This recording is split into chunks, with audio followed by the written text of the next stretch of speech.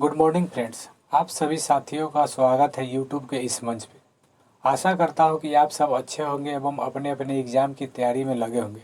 अतः आप सबों के समक्ष आज के इस सेशन में जनरल के नॉलेज के कुछ महत्वपूर्ण क्वेश्चन जो बार बार एग्जाम में पूछे जाते हैं उन पर चर्चा करने के लिए तो चलिए शुरू करते हैं। इससे पहले आप सबों से अनुरोध है कि चैनल को सब्सक्राइब कर दें तथा नोटिफिकेशन बेल को ऑन कर दें, जिससे आगामी वीडियोज़ का नोटिफिकेशन आपको मिल सके एवं अपने स्टूडेंट साथी को भी चैनल से जोड़े। तो चलिए शुरू करते हैं। पहला क्वेश्चन आपके स्क्रीन पर है। कोणार्क का सूर्य मंदिर को किसने बनवाया? कोणार्क का सूर्य मंदिर को किसने बनवाया? नरसिंहदेव प्रथम ने। कोणार्क के सूर्य मंदिर किस प्रदेश में स्थित है? उड़ीसा में। कोणार्क का सूर्य मंदिर किस प्रदेश में स्थित है? उड़ीसा में। तो कोणार्क के सूर्य मंदिर को किसने बनवाया? तब नरसिंहदेव प्रथम ने।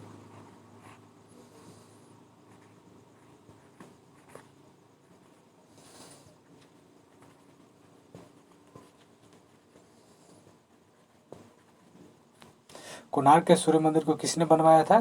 नरसिंहदेव प्रथम ने। और कोणार्क का सूर्य मंदिर कहाँ है? उड़ीसा प्रांत में। कब बनवाया था? 13वीं सदी में। 13वीं सदी में नरसिंहदेव प्रथम ने कोणार्क के सूर्य मंदिर का निर्माण करवाया था। किस देश से अलग होकर 1971 में बांग्लादेश का निर्माण हुआ? पाकिस्तान से। किस देश से अलग होकर वर्ष 1971 में बांग्लादेश का निर्माण हुआ था? पाकिस्तान का। पाकिस्तान से। 1947 के समय पाकिस्तान भारत विभाजन 1947 के भारत विभाजन के समय पाकिस्तान दो प्रांतों में विभाजित थी, एक पूर्वी पाकिस्तान, एक पश्चिमी पाकिस्तान। जो पूर्वी पाकिस्तान वर्तमान में बांग्लादेश के नाम से जाना जाता है। कंप्यूटर भाषा में www का अर्थ क्या है? World wide web. कंप्यूटर भाषा में www का अर्थ क्या है? World wide web. 1989 में वर्ल्ड वाइड वेब का आविष्कार टिम बर्नर्स-ली ने किया था। टिम बर्नर्स-ली ने किया था।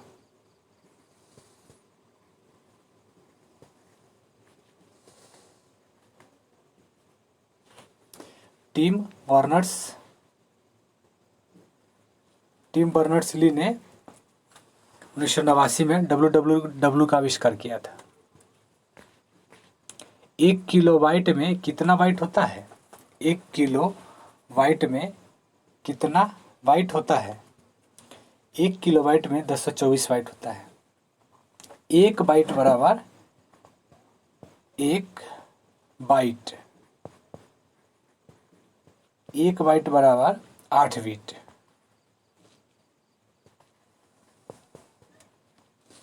1 बाइट बराबर 8 बिट्स होता है और 1 किलो बाइट बराबर 224 बाइट और 224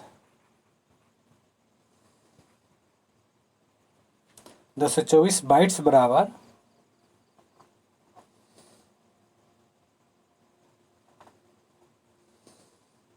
224 बाइट्स बराबर 1 MB, 1 MB। 1 MB megabyte.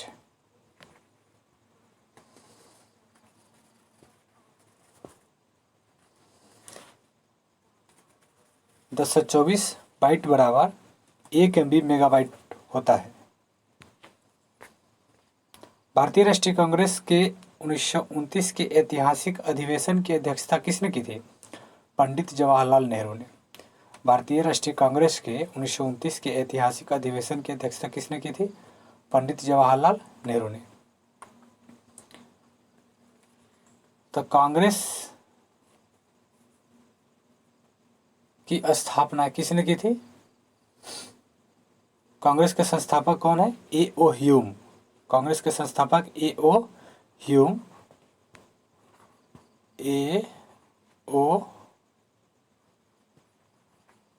A.O. Hume. Congress के संस्थापक A.O. ह्यूम 28 दिसंबर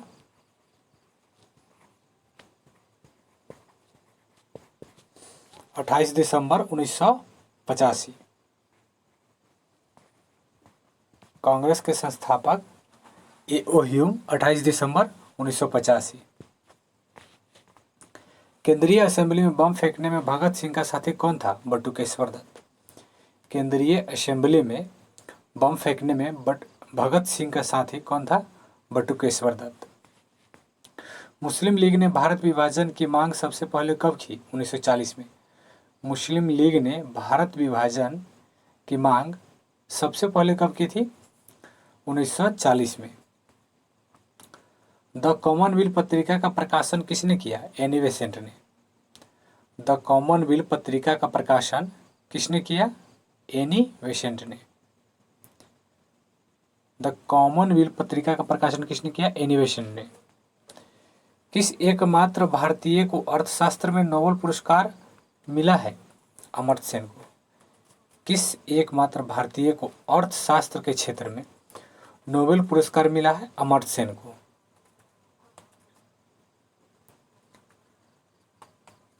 तथा नोबेल पुरस्कार की शुरुआत किस वर्ष हुई थी? 1901 में।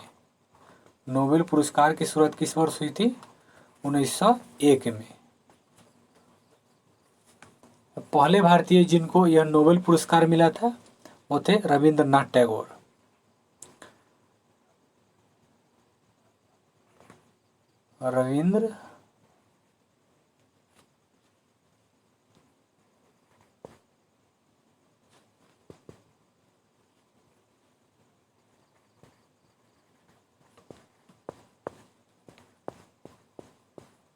रविंद्रनाथ टैगोर जिनको पहला नोबेल पुरस्कार मिला था 1913 में, जो पहले भारतीय थे। 1856 में विधवा पुनर्विवाह कानून किसके प्रयासों से बनाया गया था? ईश्वर चंद्र विद्यासागर के प्रयास से। 1856 में विधवा पुनर्विवाह कानून किसके प्रयास से बनाया गया? ईश्वर चंद्र विद्यासागर के।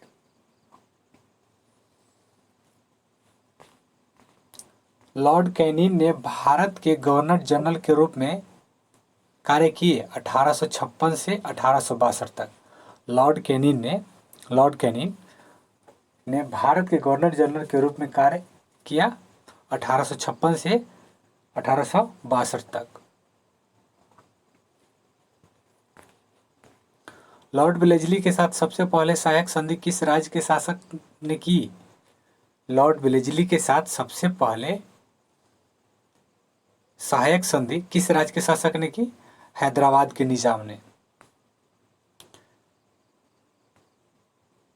तथा लॉर्ड वेलेस्ली का कार्यकाल था, लॉर्ड वेलेस्ली 1798 से 1805 तक। लॉर्ड वेलेस्ली गवर्नर जनरल, जो भारत का गवर्नर जनरल रहा 1798 से 1805 तक। भारत की सर्वाधिक बड़ी जनजाति कौन सी है? गोंड। भारत की सर्वाधिक बड़ी जनजाति कौन सी है? गोंड। तथा सबसे अधिक जनजातियां किस प्रदेश में पाई जाती है? मध्य प्रदेश में।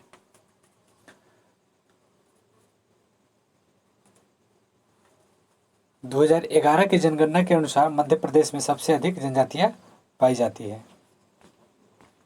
भारतीय राष्ट्रीय कांग्रेस का प्रथम महिला अध्यक्ष कौन थी? भारतीय राष्ट्रीय कांग्रेस का प्रथम महिला अध्यक्ष कौन थी? Annie Besant. शहीद ए आजम के नाम से कौन जाने जाते हैं? शहीद ए आजम के नाम से कौन जाने जाते हैं? भगत सिंह। लाला लाजपत राय के मौत के बदला लेने के लिए भगत सिंह ने सैंडर्स को गोली मारी थी। भगत सिंह का जन्म 28 दिसंबर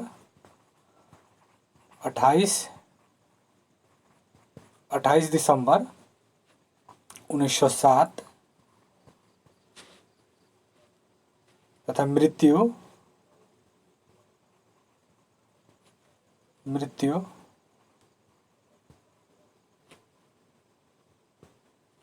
31 मार्च 1931।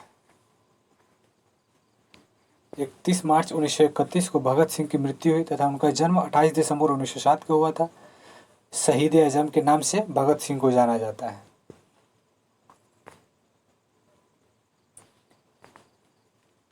किस योजना के फलस्वरूप भारत का विभाजन हुआ? माउंटबेटन योजना के फलस्वरूप।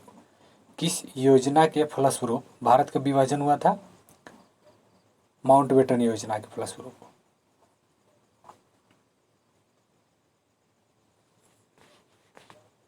जनरल डायर की हत्या किसने की थी? उधम सिंह ने, जालियांवाला बाग हत्याकांड के कारण। जनरल डायर की हत्या किसने की थी? उधम सिंह ने, जालियांवाला बाग हत्याकांड के कारण। जनरल डायर ने जालियांवाला बाग हत्याकांड का मुख्य आरोपी था। बंगाल का विभाजन कब और किसके द्वारा किया गया? 1905 ईस्वी के गवर्नर लॉर्ड चर्जन के द्वारा। बंगाल विभाजन किसके द्वारा किया गया था? 1905 में लॉर्ड गवर्नर चर्जन के द्वारा। भारत में कुल कितने उच्च न्यायालय हैं? 25। भारत में कुल कितने उच्च न्यायालय हैं? 25 तथा 25वां आंध्र प्रदेश का उच्च न्यायालय है। सबसे नया 25वां आंध्र प्रदेश का उच्च न्यायालय है तथा सबसे पुराना कलकत्ता उच्च न्यायालय है। सबसे पहले का या सबसे पुराना कलकत्ता उच्च न्यायालय एवं वर्तमान में आंध्र प्रदेश उच्च न्यायालय जो 25वां है। प्रथम लोकसभा अध्यक्ष कौन था? जीवी मावलंकन। प्रथम लोकसभा अध्यक्ष कौन था? जीवी मावलंकन। तथा लोकसभा का कार्यकाल कितना होता है? 5 वर्ष का। लोकसभा का कार्यकाल कितना होता है? 5 वर्षों का।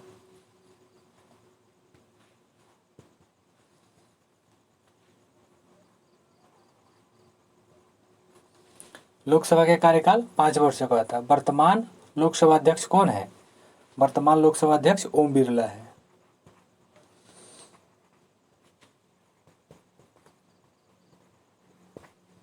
वर्तमान लोकसभा अध्यक्ष ओम बिरला जो 17वें लोकसभा अध्यक्ष है। 17वें लोकसभा अध्यक्ष है।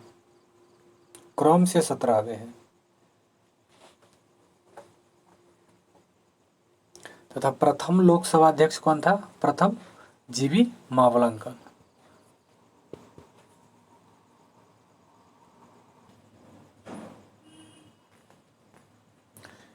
संविधान सभा का अस्थायी अध्यक्ष किसे चुना गया था? सच्चिदानंद सिन्हा को। संविधान सभा का अस्थायी अध्यक्ष किसे चुना गया? सच्चिदानंद सिन्हा को। तथा भारत का संविधान कब बनकर तैयार हुआ था? बनकर तैयार हुआ भारत का संविधान 26 नवंबर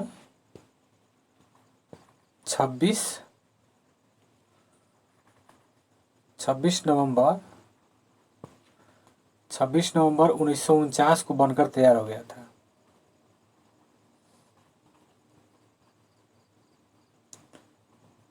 26 नवंबर 1949 को बनकर तैयार हो गया था तथा इसको बनने में 2 साल 11 महीना 2 साल 11 महीना 18 दिन लगा था। भारत का संविधान बनने में 2 साल 11 महीना 18 दिन लगा था तथा लागू कब किया गया था? 26 जनवरी 1950 को लागू किया गया। 26 जनवरी 1950 को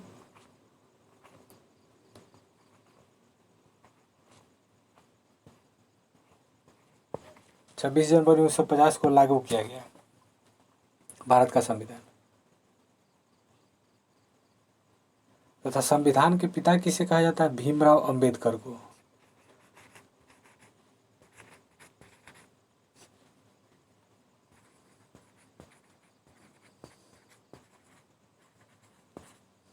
भीमराव अंबेडकर साहब को संविधान का पिता कहा जाता है। कुचिपुड़ी नृत्य शैली मुख्यतः किस राज्य से संबंधित मानी जाती है? आंध्र प्रदेश से। कुचिपुड़ी नृत्य शैली मुख्यतः किस राज्य से संबंधित मानी जाती है? आंध्र प्रदेश से। कुचिपुड़ी नृत्य शैली मुख्यतः किस राज्य से संबंधित मानी जाती है? आंध्र प्रदेश से। मोहिनीअट्टम नृत्य शैली मुख्यतः किस राज्य से संबंधित मानी जाती है? केरल। मोहिनीअट्टम नृत्य शैली मुख्यतः किस राज्य से संबंधित मानी जाती है? केरल से। तथा भारतनाट्यम शैली मुख्यतः किस राज्य से संबंधित मानी जाती है? तमिलनाडु। भारतनाट्यम किस राज्य से संबंधित है? तमिलनाडु से। कथकली किस राज्य का शास्त्रीय नृत्य है? केरल। कथकली किस राज्य का शास्त्रीय नृत्य है? केरल का। केसर का सर्वाधिक उत्पादन किस राज्य में होता है? केसर का सर्वाधिक उत्पादन किस राज्य में होता है? जम्मू एंड कश्मीर में। केसर का सर्वाधिक उत्पादन किस राज्य में होता है? जम्मू एंड कश्मीर में। तथा सबसे बड़ा देश उत्पादन में, सबसे बड़ा देश, केसर का सबसे बड़ा उत्पादक देश कौन सा है? ईरान है। केसर का सबसे बड़ा उत्पादक देश, केसर का सबसे बड़ा उत्पादक देश ईरान।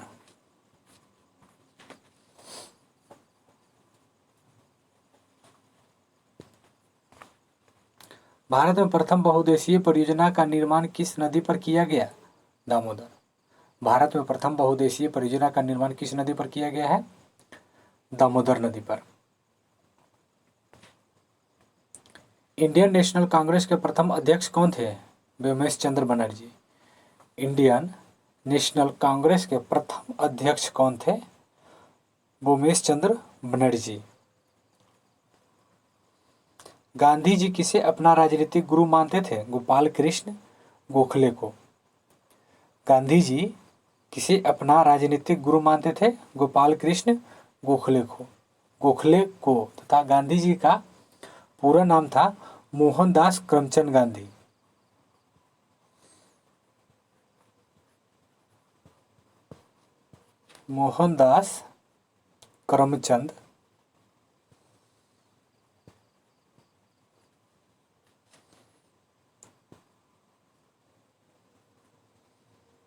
मोहनदास करमचंद गांधी। तथा जन्म गांधी जी का हुआ था 2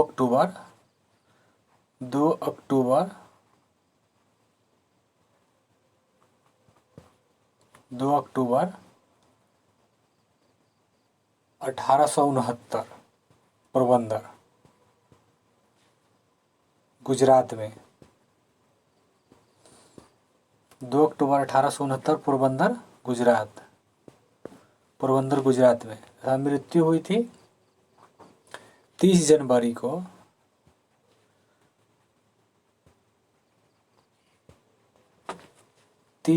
1948।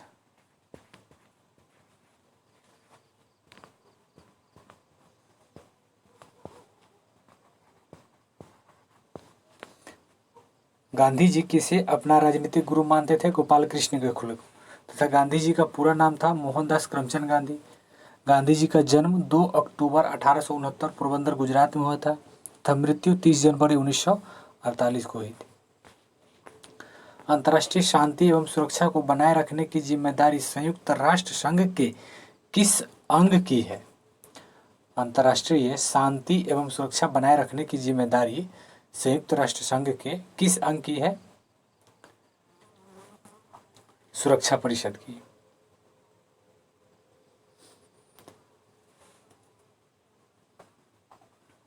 अंतर्राष्ट्रीय सुरक्षा परिषद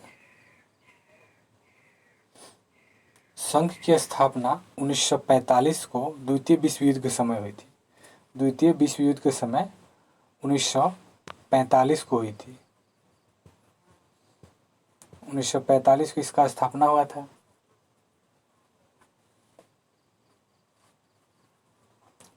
तथा अंतर्राष्ट्रीय सुरक्षा परिषद के अस्थायी सदस्य America, America, Britain, America, Britain, France, France, रूस,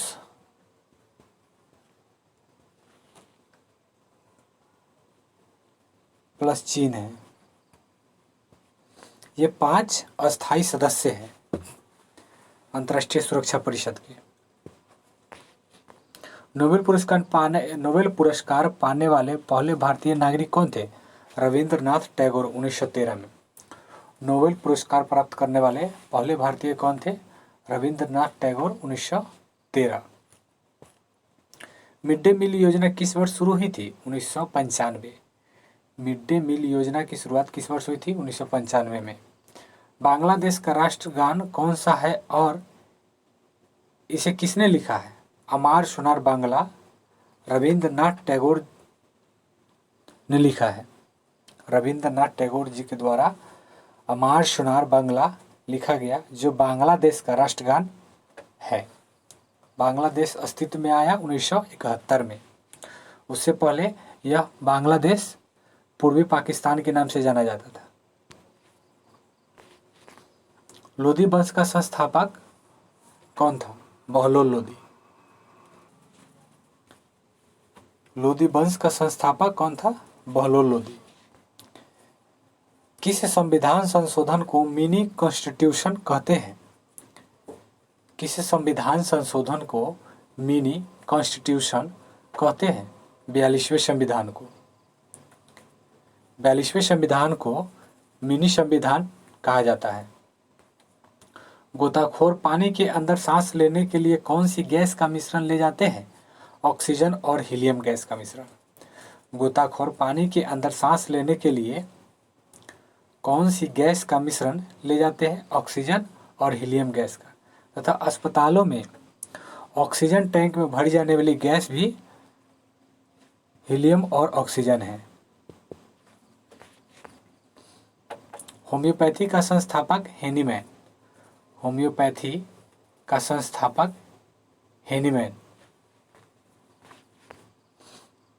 फलों को पकाने में कौन सी गैस का उपयोग में लाया जाता है? फलों को पकाने में कौन सी गैस उपयोग में लाया जाता है? एथिलीन। फलों को पकाने में कौन सी गैस उपयोग में लाई जाती है? Ethylene gas. भारतीय राष्ट्रीय कैलेंडर का पहला माह कौन सा है? चैत। भारतीय राष्ट्रीय कैलेंडर का पहला माह चैत है तथा अंतिम माह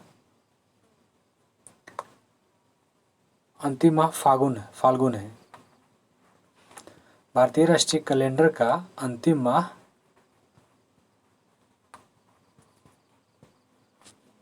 फाल्गुन है। अंतिम माह फाल्गुन तथा प्रथम माह चैत। पंडित हरिप्रसाद चौरसिया कौन सा वाद्य यंत्र बजाते थे? बांसुरी। पंडित हरिप्रसाद चौरसिया कौन सा वाद्य यंत्र बजाते थे? बांसुरी। भारत का प्रधानमंत्री बनने के लिए कम से कम कितनी आयु होनी चाहिए? 25 वर्ष। भारत का प्रधानमंत्री बनने के लिए कम से कम 25 वर्ष आयु होनी चाहिए। तथा प्रथम प्रधानमंत्री कौन थे? भारत के प्रथम प्रधानमंत्री पंडित जवाहरलाल नेहरू।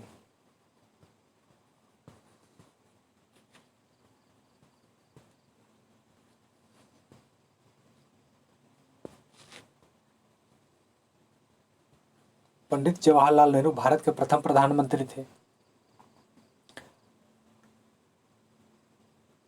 तथा वर्तमान प्रधानमंत्री नरेंद्र मोदी है, जो क्रम में 14वें है।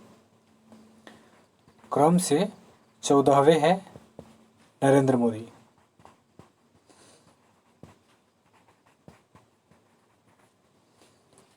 नरेंद्र मोदी क्रम से 14वें है तथा प्रधानमंत्री का कार्यकाल होता है 5 वर्ष का। प्रधानमंत्री का कार्यकाल 5 वर्षों का होता है।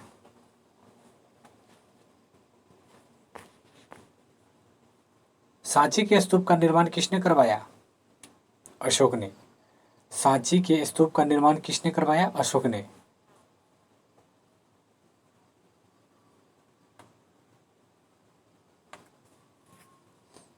अशोक की मृत्यु 232 ईसा पूर्व में 232 ईसा पूर्व में हुआ था। लगभग 36 वर्षों तक अशोक शासन किया था। लगभग 36 वर्षों तक अशोक शासन किया था तथा अशोक की मृत्यु 232 ईसा पूर्व में हुआ था।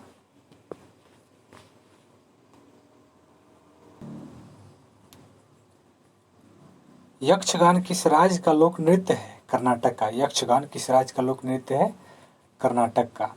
यक्षगान किस राज्य का लोक नृत्य है? कर्नाटक।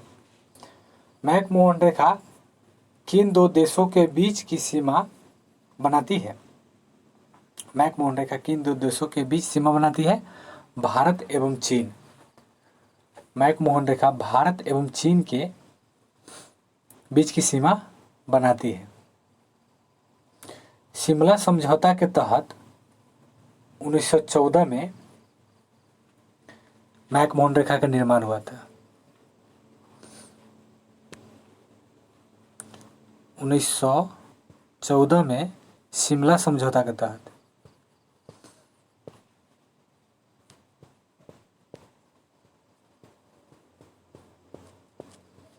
शिमला समझौता के समय 1972 में मैकमोहन रेखा का निर्माण हुआ। भारत और तिब्बत के बीच की रेखा है मैकमोहन रेखा। भारत और तिब्बत के बीच की रेखा है। सर हेनरी मैकमोहन ने भारत एवं चीन के बीच की रेखा खींची थी, उन्हीं के नाम पर है। तथा भारत और पाकिस्तान के बीच भारत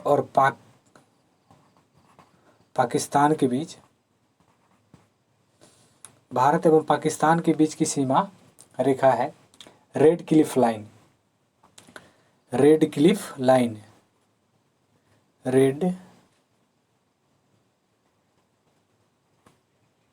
क्लिफ लाइन का निर्माण 17 अगस्त 1947 को 17 अगस्त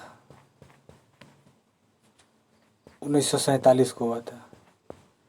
रेड क्लिफ लाइन का निर्माण 17 अगस्त 1947 को हुआ था। प्याज का खाने योग्य भाग कौन सा है? तना। प्याज का खाने योग्य भाग कौन सा है? तना। श्रव्य परिसर में ध्वनि तरंगों की आवृत्ति कितनी होती है? 20 से 20,000 हर्ट्ज। श्रव्य परिसर में ध्वनि तरंगों की आवृत्ति होती है 20 से 20,000 हर्ट्ज के बीच।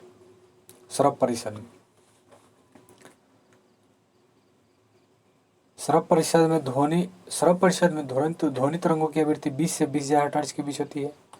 तथा प्राश्रव्य होता है 20,000 हर्ट्ज से ऊपर तथा अवश्रव्य होता है 20,000 हर्ट्ज से नीचे।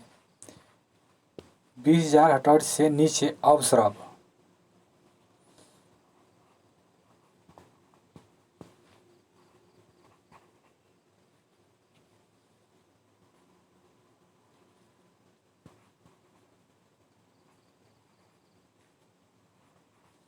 अवश्रव्य तथा 20,000 से ऊपर प्राश्रव्य। 20,000 से ऊपर प्राश्रव्य और 20,000 से नीचे अवश्रव्य तरंगे होती है। तथा श्रव्य तरंगों की आवृत्ति होती है 20 से 20,000 हर्ट्ज के बीच। मधुबनी किस राज्य का लोक चित्रकला शैली है? बिहार। मधुबनी किस राज्य का लोक चित्रकला शैली है? बिहार का। विश्व का सबसे ऊंचा पर्वत शिखर माउंट एवरेस्ट किस देश में स्थित है? नेपाल में। विश्व का सबसे ऊंचा पर्वत शिखर माउंट एवरेस्ट किस देश में स्थित है? नेपाल में।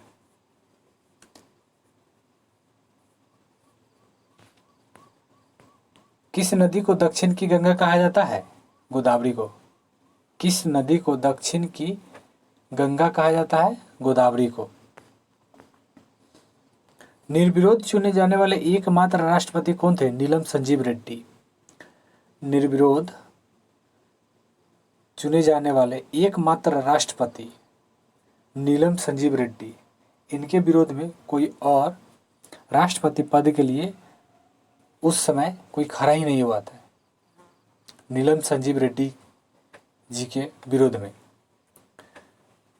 जन्म नीलम संजीव रेड्डी जी का जन्म हुआ था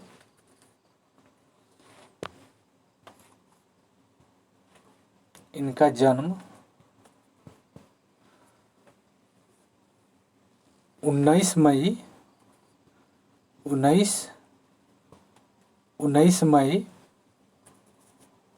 1913 आंध्र प्रदेश में। 19 मई 1913 को आंध्र प्रदेश में इनका जन्म हुआ तथा मृत्यु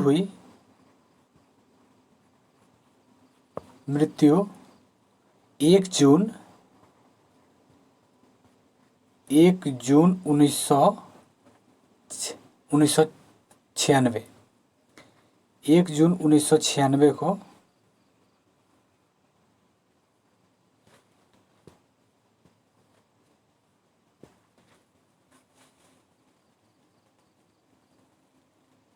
नीलम संजीव रेड्डी जी का मृत्यु 1 जून 1996 को हुआ था तथा वे भारत के 6ठे राष्ट्रपति थे। भारत के 6ठे राष्ट्रपति थे।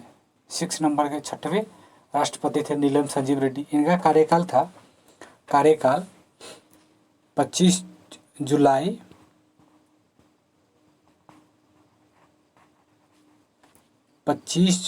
1977 से 25 जुलाई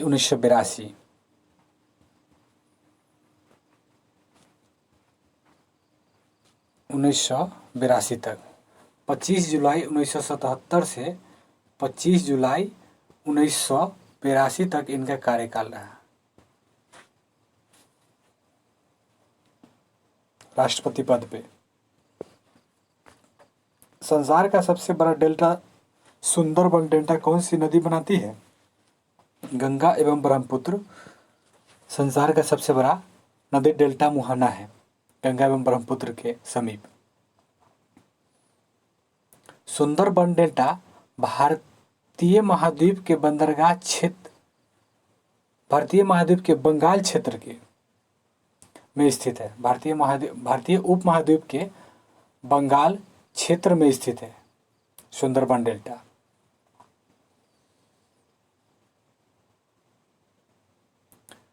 दुनिया का सबसे लंबा नदी कौन सा है? तथा एक क्वेश्चन जिसका जवाब आप सब कमेंट बॉक्स में दीजिएगा।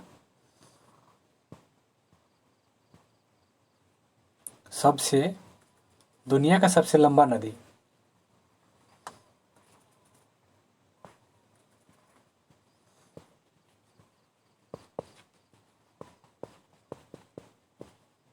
दुनिया का सबसे लंबा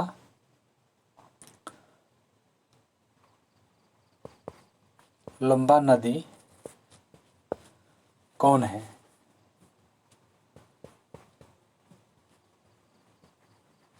इसका जवाब आप सब कमेंट बॉक्स में दीजिएगा। तथा साथियों, सेशन को यहीं पे समाप्त करते हैं। जय हिंद, जय भारत।